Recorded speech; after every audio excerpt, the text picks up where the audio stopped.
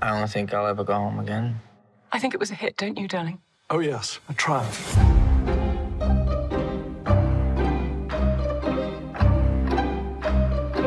Tell us about your character Elspeth in Saltburn and how you worked with director Emerald Fennell to craft the character we see on screen. Elspeth Catton is Emerald Fennell's brilliant creation. She's the matriarch of Saltburn. Saltburn being the name of the house that the largest part of the film takes place in.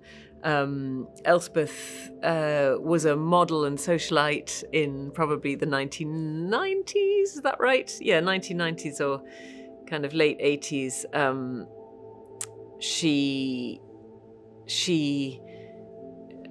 now is the mother of two children, kind of 20 and 18. She is very self-centered, quite shallow, not that intelligent, but doesn't really acknowledge any of these things, thinks that she's a deep thinker, very benevolent, cares a lot about people. Actually, she cares very little about anybody. She's wonderfully outspoken, shocking in the things that comes out of her mouth, almost entirely disinterested in her own children, except when they reflect well on her. Like, it's wonderful to her that she's got such a good-looking son, but God, her daughter is a liability, sleeps around far too much, and has an eating disorder, which is just really a sort of waste of time, really, because it doesn't seem to be making any difference. She's really unbelievably callous, and I think audiences are responding to her because she's so bold with the things she says. A friend of hers dies, and she says, well, yes, she'd do anything for attention, which is sort of a line that you can't believe. And that's one that Emerald just dropped in on the day, because we decided, we thought, everybody's always speculating on what happens next. So after Elspeth dismisses poor dear Pamela, we're speculating on what happens next. And Emerald just one day decided that very likely poor dear Pamela, took too many pills and died. And so we're like, she did? And Emerald was like, oh, I think so, definitely. So then we decided that they better be going up to London for the funeral. And all these little tweaks were made. See, that's what Emerald Fennell's like. She can tweak her creation and recalibrate it depending on exactly what's happening on set and the dynamics she's coming face to face with. So, for instance, there was a kind of chemistry, a sort of subversive chemistry between the character of Farleigh and the character of Oliver, which sort of needed to be explored and needed to be pushed further. So Emerald wrote, while we were shooting, that scene where Oliver comes to Farleigh in the night and kind of gives him a hand job and sort of seduces stroke threatens him. And that was just written by Elspeth because she realised that this uneasy chemistry needed a resolution. So she's brilliant. She's brilliant and funny, and she keeps the script alive while you're shooting, which is very exciting. Michael Gavey, he's all algebra and crunchies, really. We first meet him at a table at Oxford University amongst, other luckless and marginalised students. He recognises a fellow outsider in Oliver Quick, and he offers his hand in friendship. He accepts him for who he is. He doesn't ask for anything in return, and he's ultimately the first victim to Oliver's mischief and games.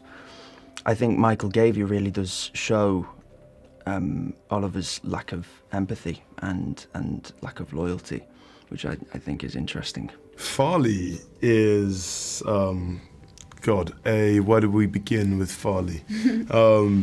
Family dynamic, he is the cousin of Felix, the nephew of Elspeth and Sir James. He is, in many ways, very similar to Oliver. He's another outsider looking in, someone that feels like his place at the table isn't necessarily concrete. He feels like he is constantly having to put on various performances of himself in order to feel comfortable and to entertain the family, as Oliver says. Somebody has to entertain us, and there's I think that is something that is something I really related to when trying to find Farleigh. This idea as a person of colour of having to transform when you get into different rooms in order to make other people often feel comfortable, as well as sometimes yourself, and then the shame that comes with that when you really think about it. And that's something I think that you really see in Farleigh in moments when he's, asking for money, or when he's, the people that work at the house are giving him second looks, and he realizes the absurdity of the situation that he's in sometimes. But part of Farleigh's character is burying that and peacocking with designer clothes and burying it under all of the stuff that you see exterior, the judgmental looks, all of that stuff. But deep down, he's constantly questioning and thinking, how much time do I have here, and why am I here at all? And Alison, let's talk about your character, Venetia. It's a very complex character.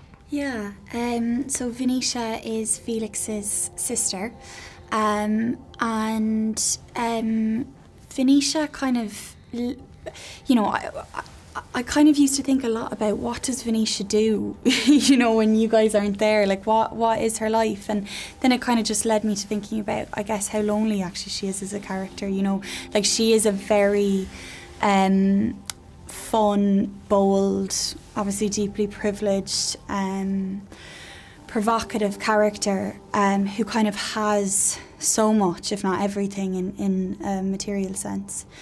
But I think is quite lonely and bored, and I guess, I think when she was growing up, I imagine that a lot of her kind of values or praise would have been surrounded by like being presentable, like being beautiful, or being kind of acceptable, like to kind of people that her parents would bring around the house. That I feel like she doesn't really have much emotional kind of support, or and so I think she's someone who's kind of always in costume and constantly on display, and kind of that is a way of kind of both also like getting attention of kind of, the hair and all of the outfits are kind of screaming, look at me, but in a way of kind of covering, what she is lacking.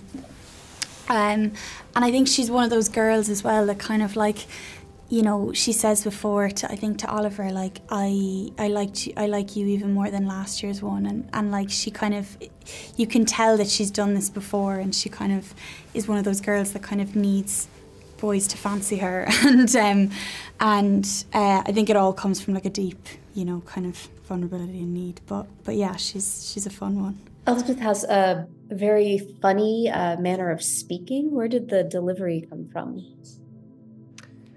Whenever I read a script, the characters speak to me. They all have voices. It's the same when I read a novel. And Elspeth, this is how she spoke to me. She came off the page to my ear like she does. And to me, there was only one way really of playing her. It's sort of it just came out like that.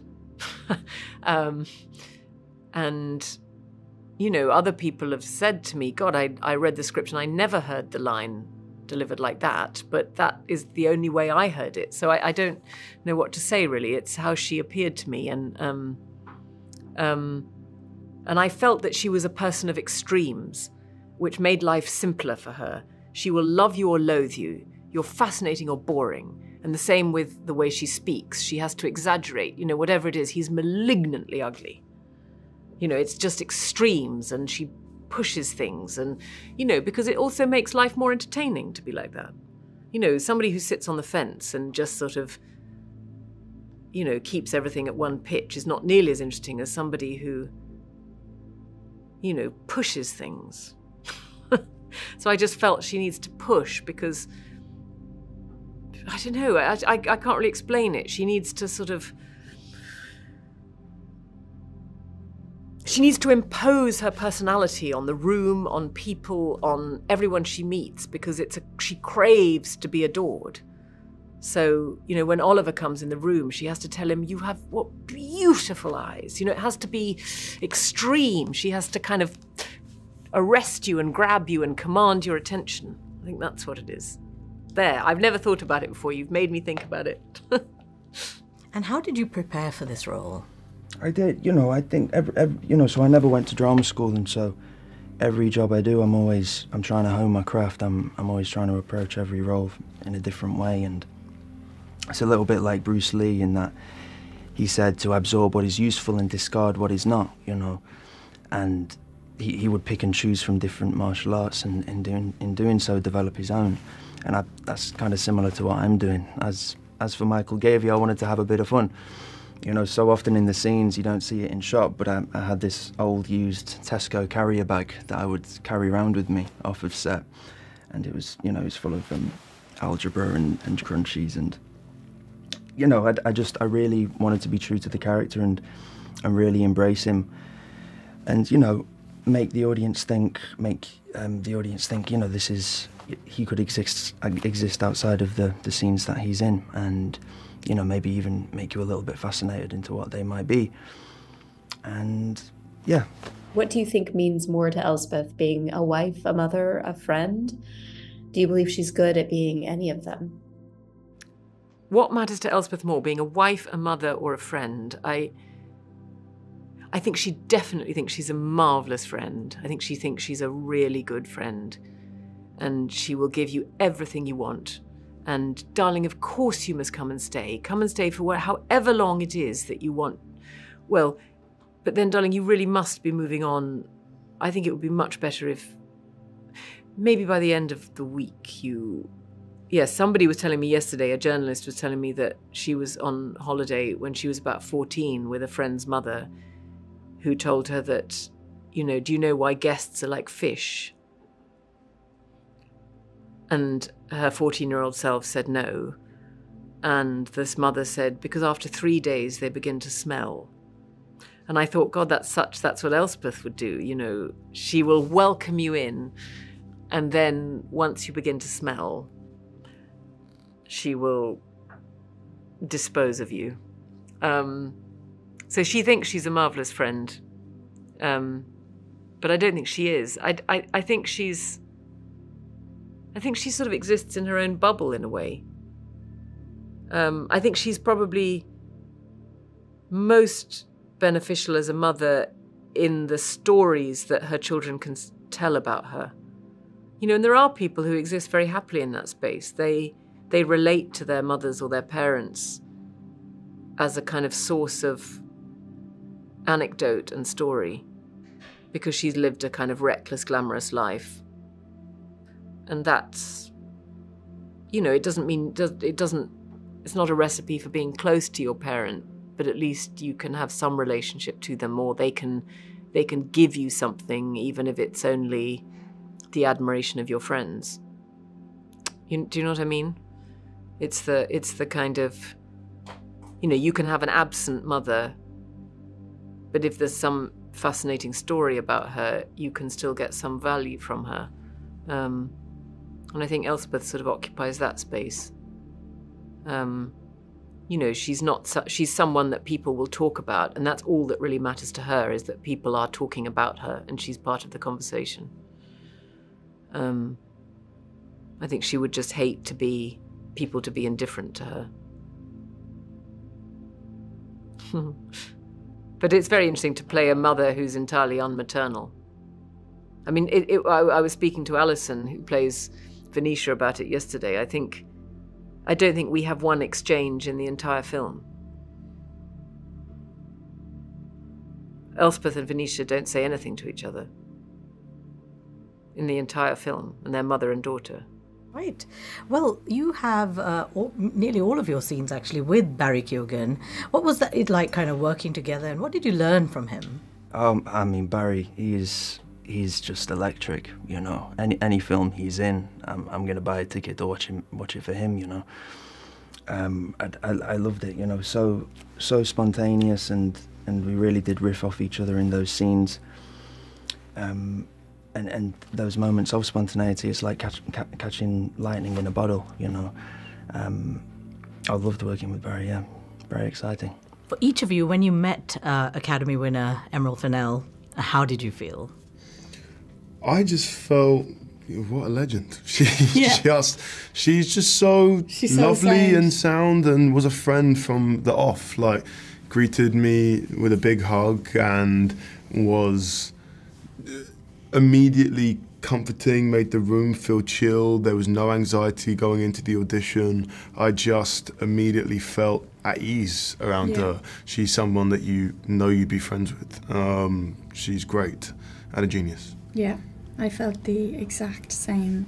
She did the exact same. Like, when you go in, she completely just peels away all of that kind of, and it's just like, oh my God, thank you so much for being here, and you know, thanking you. Yeah, thanking you, and like, you know, and exactly, just immediately kind of becomes your friend, and everything is a collaboration, and there's like, yeah, she's really incredible.